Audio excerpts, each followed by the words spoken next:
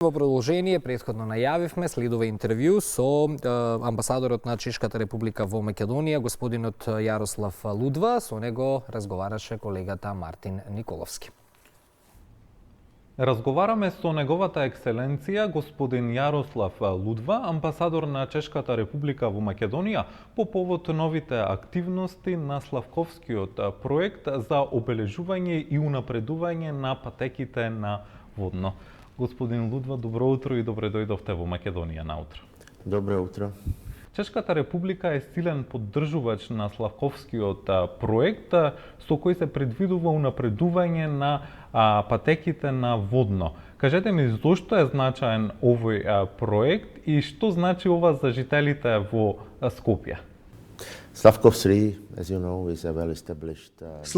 како што знаете, е многу добро воспоставен бренд. Главно сме фокусирани на проекти во рамките на трите земји, но веќе имавме активности на Западен Балкан.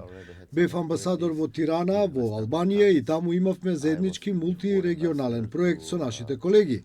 Свесни сме дека туризмот е важен за локалното население, за локалниот живот, а водно е одлична природна локација. Иако има неколку патеки и планинарски траси, сепак сметавме дека има простор за малку да се подобрат. Го споделивме нашето искуство, како се обележуваат патеки, како тоа го правиме во нашите земји, бидејќи сите имаме многу планини. Алпите во Австрија, Татрите во Словачка, а Чешката република е полна со планини. Сакавме да придонесеме за поздрав живот на граѓаните и подобра обележеност на патеките што може да се користат. Го споменавте Скопје, но овој проект всушност не е во Скопје, туку во Горно Соње, во Сопиште. Всушност, јас живеам во Сопиште, па тоа е мојата општина, но може да го користат и граѓаните на Сопиште и на Скопје.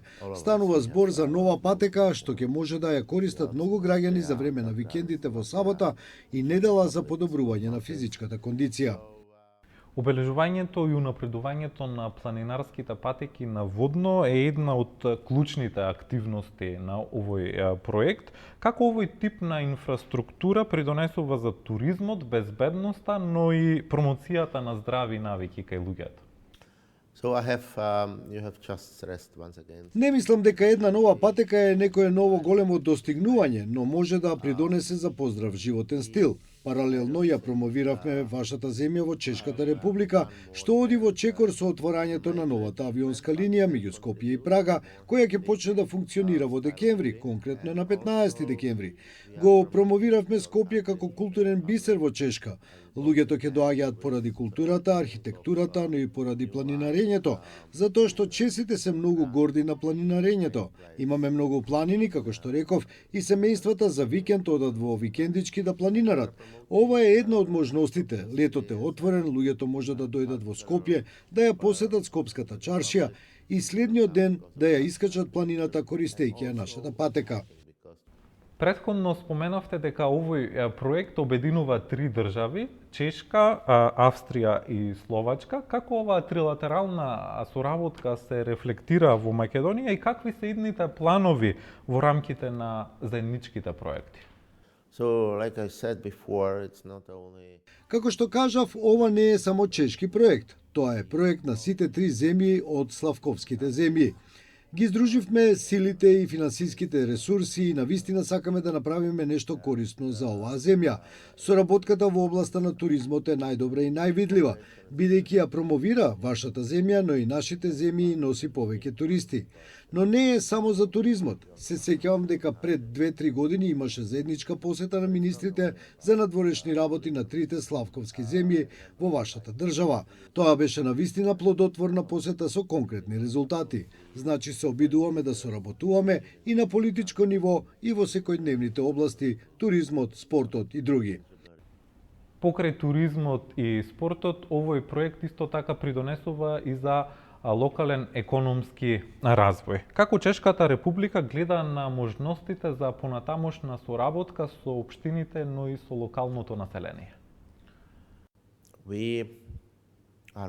Многу тесно соработуваме со општините во вашата држава. Постојат неколку причини за тоа. Една од нив е унапредување на соработката со взаемна корист. Го спомнав туристичкиот развој, размената на спортските делегации, но екологијата исто така е многу важна. Имаме напредни технологии во Чешката република и имаме мали проекти преку амбасадата што можеме да ги искористиме за ваков тип соработка со општините. Исто така соработуваме и со општините во случај на трагедии или природни катастрофи, кои понекогаш се случуваат, како што е случајот со Кочани. Таму имаме блиска соработка и ќе донираме противпожарно возило. Значи не се работи само за наши придобивки, туку и за помош. Амбасадоре, ви благодарам за одвоеното време и за разговорот. Fala puno.